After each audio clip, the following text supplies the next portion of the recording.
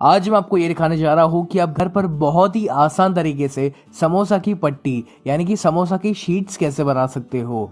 और इन समोसा की शीट्स को बनाने के बाद आप इसको आराम से 5 से 6 महीने के लिए स्टोर कर सकते हो। तो इनको बनाने के लिए पहले आपको एक मिक्सिंग बाउल में या फिर एक परात में तकरीबन 2 कप जितना मैदा यानी कि ऑल पर्पस फ्लावर लेना है।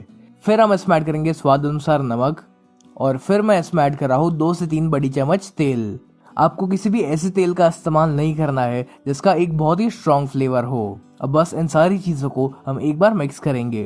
अब बस हमें इसमें पानी ऐड करना है और इसका हम एक डो बनाएंगे। और ये जो डो हम बनाने जा रहे हैं ये हल्का सा सख्त रहना चाहिए, तो इसलिए आप इसमें पानी एकदम ही थोड़ा थोड़ा इस्तेमाल करें। ये जो समोसा की पट्टी हम बना रहे हैं इसको आप फ्रीजर में तकरीबन 5 से 6 महीने के लिए आराम से स्टोर करके रख सकते हो। और फिर जब भी आपको समोसा खाने का मन करे तब आपको सिर्फ इसके लिए स्टफिंग बनाना पड़ेगा।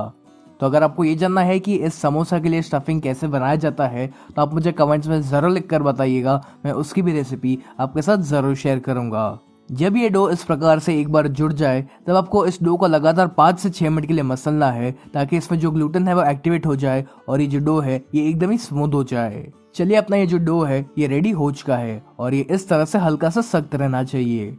तो अब इस डो को हम ढक कर इसे हम तकरीबन 15 से 20 मिनट के लिए रेस्ट करने देंगे। अब इस डो को रेस्ट किए हुए तकरीबन 15 मिनट हो चुकी है, तो इसको हमें वापस एक बार मसलना है।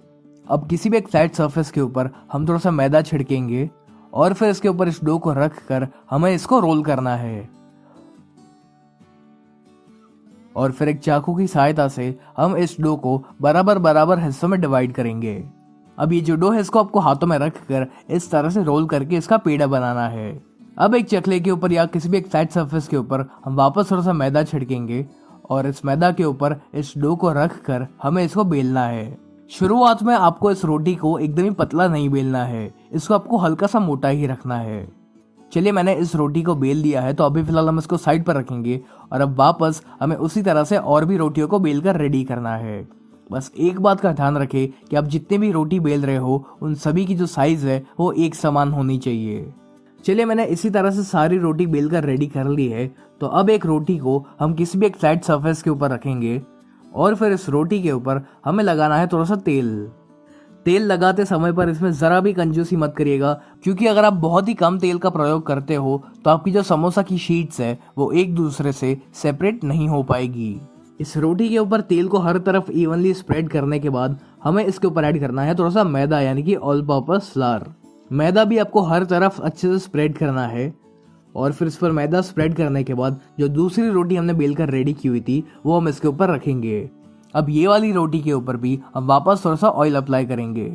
एक चीज़ का ध्यान रखेगा कि ये जो डो की एजेस है यानी कि जो बॉर्डर है वहाँ पर आपको ऑयल अप्लाई करना ही करना है, ताकि आपकी जो समोसा की शीट्स है वो आसानी से सेपरेट हो पाए।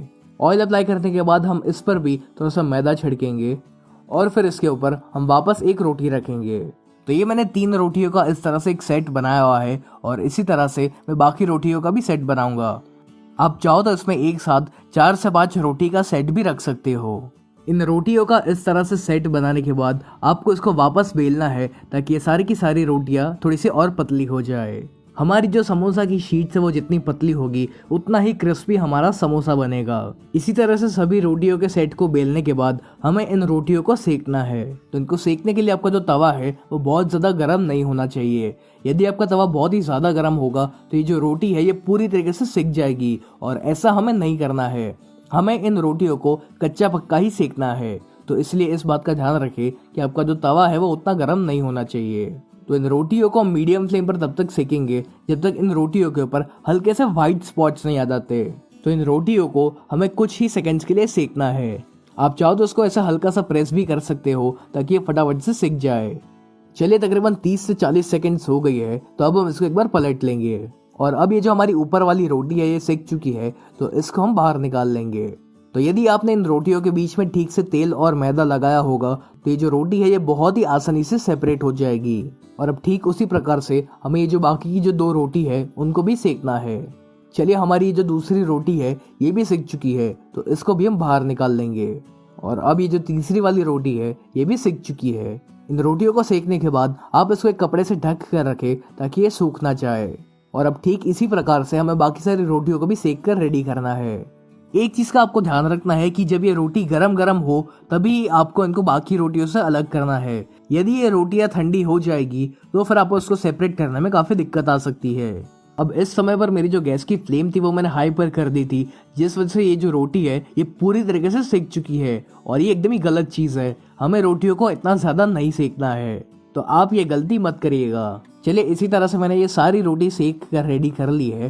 तो अब हम इसमें से समोसा की पट्टी बनाएंगे। तो जो रोटी मेरी पूरी तरीके से सिक चुकी थी उसको मैंने इस तरह से रेक्टेंगल में कट कर लिया है और इसी पट्टी का यूज करते हुए हम बाकी की समोसा पट्टी को कट करेंगे। आपने अपनी रोटी को कितना बड़ा या कितना छोटा बेला हुआ है उस अनुसार ये जो समोसा की पट्टी है उसका भी मेजरमेंट चेंज होगा। तो मैं इस एक रोटी में से 2 समोसा की शीट्स बना रहा हूँ। और लीजिए हमारी ये समोसा की पट्टी बनकर रेडी हो चुकी है। और जैसे कि आप देख पा रहे हो कि हमारी जो पट्टी है ये बहुत ही पतली है, एकदम ही ट्रांसपेरेंट है। इसमें से आपको मेरी उंगलियां काफी आसानी से दिख रही है। तो ठीक इसी प्रकार से आपको बाकी सारी समोसा की पट्टी को बनाकर रेडी करना है। और अब ये जो साइड का जो एक्स्ट्रा पार्ट है इस रोटी का उसको आपको फेंकना नहीं है, उसको आप फ्राई कर लीजिए और आपकी जो पपड़ी है वो बनकर रेडी हो जाएगी। और फिर उस पपड़ी को आप किसी भी चाट वगैरह में यूज कर सकते हो, या फिर आप चाहो तो इस रोटी में से चाइनीज भेल भी बना सकते हो। तो अगर आपको ये जानना है कि चाइनीज भेल कैसे बनाई जाती है तो आप मुझे कमेंट्स में जरूर लिख कर बताइएगा, मैं उसकी भी रेसिपी आपके साथ जरूर शेयर करूंगा। तो चलिए ये मैंने सारी समोसा की पट्टी बनाकर रेडी कर ली हुई है। तो अब आप इस समोसा की पट्टियों को किसी भी एक एयर टाइट कंटेनर के अंदर रख कर या फिर इस तरह की एक जिपलॉक बैग के अंदर रख कर आप इसे फ्रीजर में 5 से 6 महीने के लिए आराम से स्टोर कर सकते हो। तो कैसी लगी आपको ये समोसा पट्टी की रेसिपी? और अगर आपको ये जानना है कि इन समोसा पट्टी के लिए अलग अलग तरह का स्टफिंग कैसे बनाया जाता है तो आप मुझे कमेंट्स में जरूर लिख कर बताइएगा, मैं उसकी भी रेसिपी आपके साथ शेयर करूंगा।